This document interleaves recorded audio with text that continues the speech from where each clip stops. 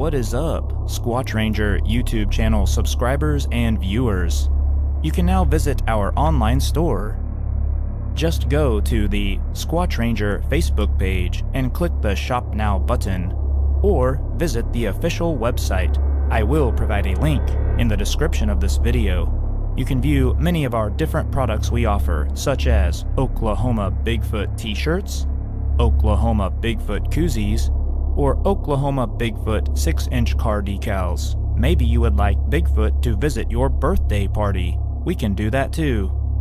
Please visit our online store to view all of the products and services we provide. Okay, it's now time to get back to Squatch Ranger Files.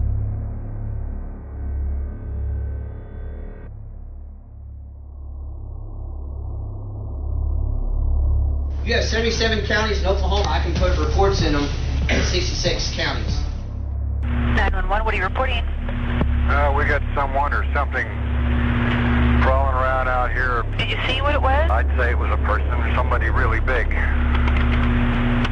But he's all in black.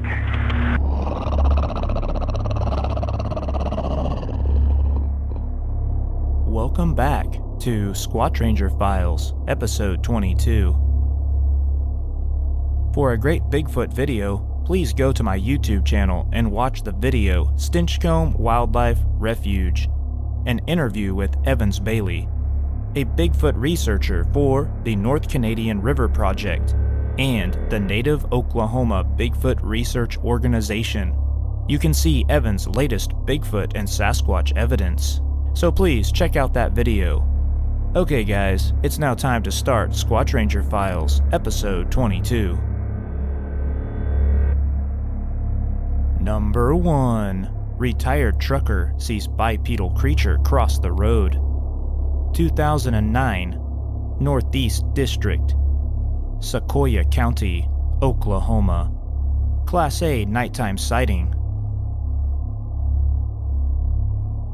This report came in November of 2018, but the sighting was in June of 2009. A retired trucker saw a large bipedal upright creature walk across the road near Nochi Town, south of 10 Killer Lake on Highway 100. It was 11:30 p.m. and cloudy with overcast.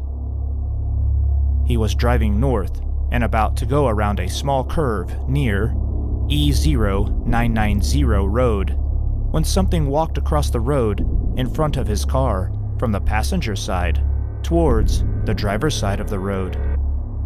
He said it was about 7 to 8 feet tall, covered in black hair, and crossed the road in 3 strides. It never looked back, and it was moving as if it was trying to cross before another car came from the north.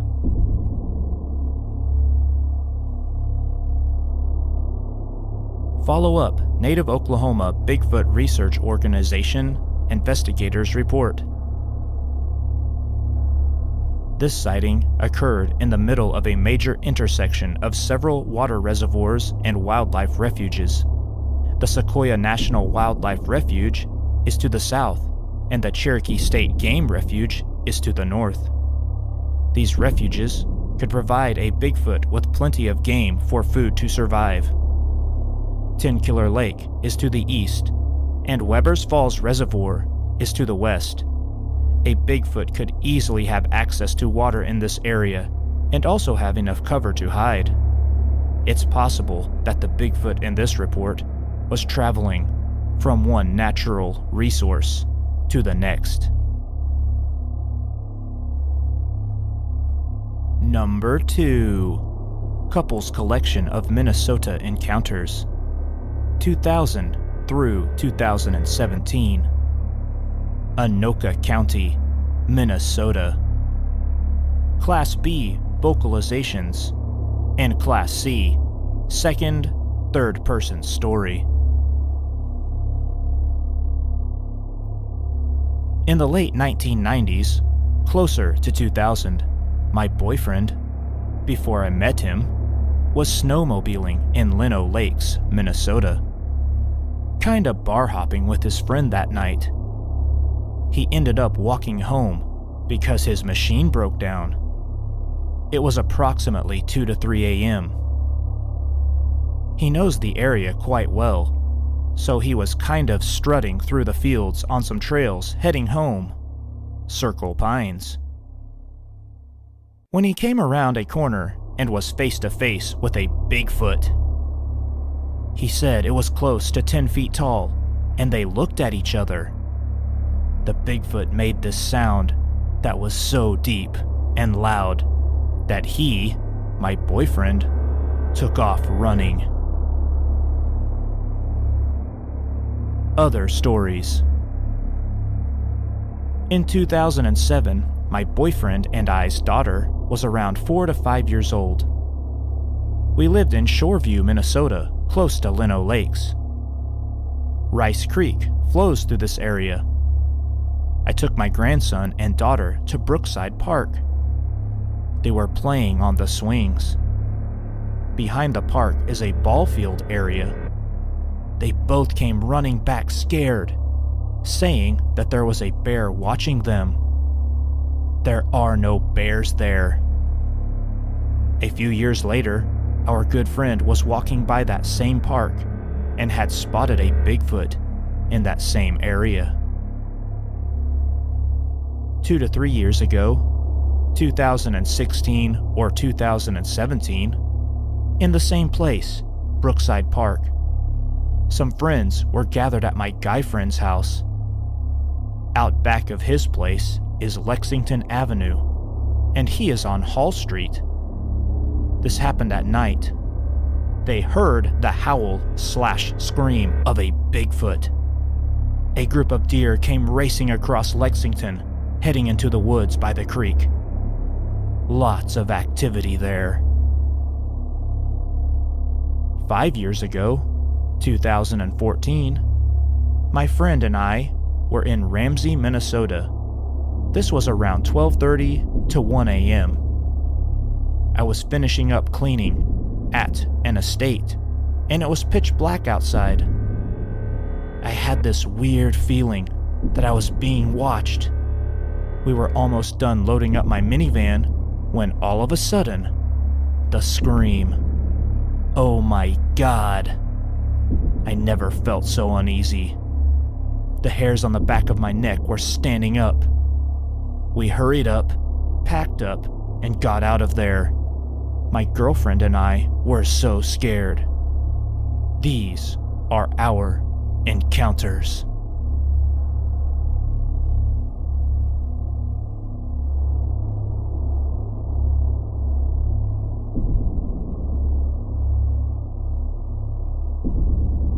Number 3. Man is charged by Bigfoot at campground. 1993, Henderson County, North Carolina. Class C encounter.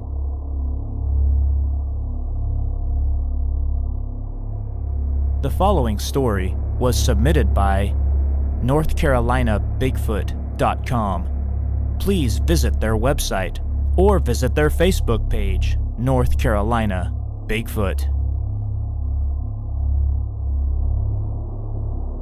I worked at Camp Canoga in Hendersonville in the summer of 1993 when I was in college. And as a camp counselor, we all got an evening or day off every now and then. Usually folks would hike to, for the night, to sleep at Glass Rock or something like that. I chose to just hike up the hill adjacent to camp. The trail was a popular path into the wilderness, and many of the trails started there. If my memory serves me correct, it was a long time ago. But I will never forget what happened on the night I decided to hike the hill about a mile or so and camp out for the evening. First, let me say that I used to have an aversion towards flashlights because, as a young black man, I had been pulled over too many times in Oakland, where I grew up. So I eagerly chose not to bring a flashlight. And being a seasoned outdoorsman, I was comfortable not carrying any type of torch. My plan was to find a good clearing, build a fire, read my book, eat my sandwich, and go to sleep. Also note, I didn't take a tent either, because the nights were rather warm, and like I said, I used to be pretty comfy in the woods. Plus, I had been at the camp for over a month, and I didn't know of any real danger to avoid for a tentless sleep out in the woods. So sticking with my plan, I gathered some wood, started a fire, read my book, and ate my sandwich. There was a tiny flaw in my plan though. I was running out of wood to fuel my humble fire, but I wasn't bothered. I had been up for a while, and the evening was peacefully beautiful, so I decided to curl up to the very small fire I did have and call it a night. As I rested, I could hear what sounded like the typical critters that lurk and surround campsites. Raccoons, fox, etc. Who knows? I heard them circle me quietly all night. They kept a good distance, and like I said, I was comfortable. No need to fret coons and such. Then, something seemed odd. I didn't hear a peep. All the noises I was accustomed to were silent. It was like everything froze. The silence was loud. Obvious. I was like, question mark? Then, out of nowhere, something came charging at me through the nearby tree line. Remember, I didn't have a flashlight, and my fire was so tiny, I couldn't even see my hand in front of my face.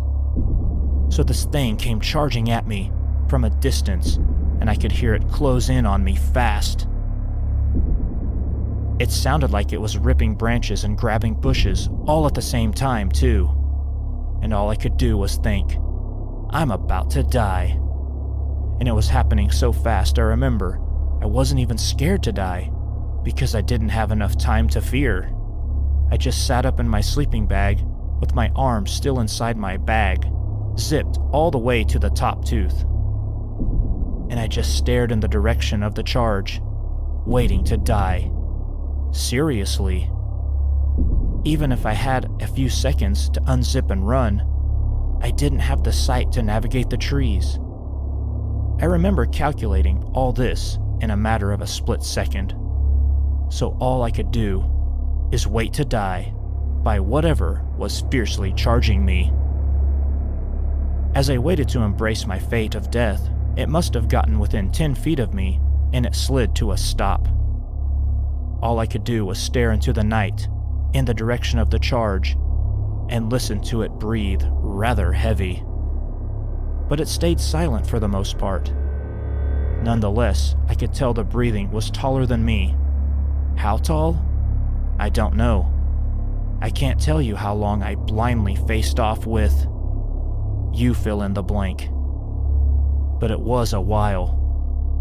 My heart was pumping, and I don't even think I blinked for minutes. Seriously. Eventually, I heard the critters too, walking about in the distance, and I'm not sure if I ever heard whatever it was walk away. I just remember it charging, sliding to a stop, and breathing. Eventually, I got my courage up to move. I felt for nearby sticks and leaves, and revived what little of a fire I had left. It wasn't much. Needless to say, I stayed awake all night, and as soon as I saw the sun climb over the ridge, I took a quick nap and hiked back to Kanuga. I've never been able to answer what charged me, and I always suspected that my inability to run may have saved me from being chased down. I don't know, but what I do know is that it wasn't a branch, it wasn't small, and to this day, I have never been able to go into any wooded wilderness by myself again. And as much as I still hate flashlights, I kinda wished I had one that night. But then again, it may have been best that I didn't see it. True story. Case review and comments. NorthCarolinaBigfoot.com received this report via our Facebook page. And what an incredible report it is. There is no actual sighting of a creature, which ironically actually adds credibility to this report, given the behavior the witness encountered. The sudden quieting of other nocturnal sounds of the forest, the charging commotion yet staying deep enough in the tree line so as not to be seen, and of course, it was very dark, and the sound of breathing indicating that the lungs probably belong to an animal of somewhat substantial size. All of these factors help to build a very convincing, albeit circumstantial, case that what this man's encounter in the woods that night, not far from Camp Kanuga, was not something that is usually there. So let's examine this one by starting with what it probably wasn't. Weighing anywhere from 200 to 500 pounds, depending on gender and availability of food, the largest known animal in the woods of Henderson County, North Carolina, is without a doubt the North American black bear. While these bears do indeed sometimes employ a powerful charge in their repertoire of defensive behaviors, it is nearly always accompanied by equally intimidating vocalizations. No such vocalizations were heard during this encounter, and most often this charging would be used in a situation where one bear was challenging another for territory, a mating opportunity, etc. And the growls and barks would be very audible. Besides, unless they were defending their young, a black bear more often than not chooses to flee from humans or avoid them altogether if at all possible. If you've spent any time in the woods of western North Carolina, you've certainly seen a black bear, if only for a few fleeting seconds. But odds are you've encountered others that you never knew were there. And so I can say with fairly strong certainty that the behavior exhibited that night does not match with that typical of a North American black bear. From there, the battle for the largest animals in those forests drops to a couple animals who are somewhat similar in weight and strength: the bobcat and the coyote. Both adult males of these species are the largest of their kind. The coyote is a bit heavier, coming in somewhere between 30 and 44 pounds, while a healthy adult male bobcat usually tops out around 35 pounds on a good day. Both of these animals can use charging as a defensive or aggressive tactic, but stealth is the preferred method of attack.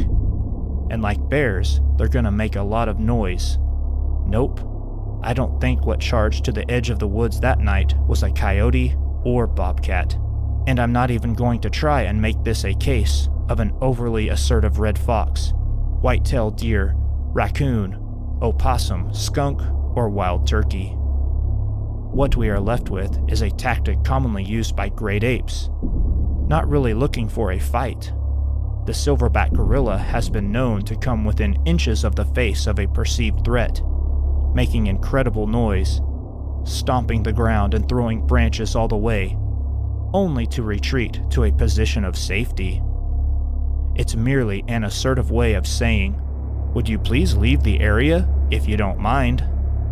The area around Camp Kanuga in southwest Henderson County, North Carolina, is mere minutes from the Pisgah National Forest, 500,000 acres of rugged terrain dotted with beautiful waterfalls, a link of the grand chain of mountains known as the Appalachians. And the land immediately bordering the camp was not as developed in 1993 as it is now. And even today, southwest Henderson County is still much less densely populated than many other counties of the state. I know because I live just minutes from the gates of Kanuga, and I too wonder, when I'm looking out into the thick woods around my home, if that twig snap was just a lowly raccoon, or something that no one would even imagine to be passing through.